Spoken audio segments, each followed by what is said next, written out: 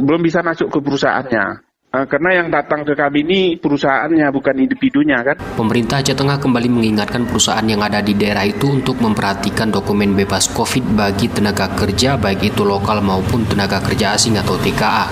Mereka yang tidak memiliki dokumen itu tidak dibenarkan masuk ke Aceh Tengah. Kadis Transmigrasi dan Tenaga Kerja Aceh Tengah Kausarsyah kepada RRI Jumat mengaku, pemerintah daerah memiliki kewenangan khusus untuk memastikan keberadaan TKA bebas dari COVID-19. Sementara dari sisi dokumen lainnya, kata Kausarsyah, sepenuhnya berada di tingkat kementerian. Kausarsyah juga meminta peran aktif perusahaan yang menampung TKA untuk melakukan upaya pencegahan COVID-19 di internal perusahaan masing-masing.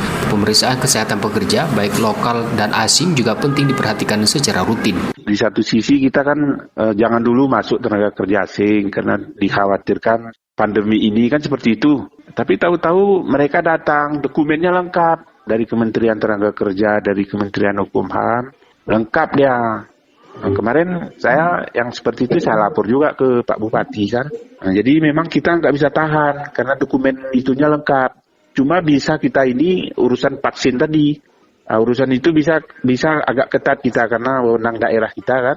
Kalau belum kita suruh lengkapi itu. Di Satgas Penanganan Corona untuk Aceh Tengah, Dr. Yunasri juga berharap kerjasama para pihak dalam upaya pencegahan COVID-19 klaster pekerja.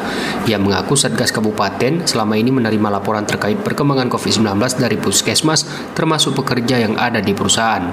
Karenanya ke depan ia menilai perlu untuk memperkuat sistem koordinasi dengan para pihak agar upaya pencegahan COVID-19 di Kabupaten Aceh Tengah dapat berjalan dengan maksimal. Muhammad Sanusi, RRI Takengon melaporkan.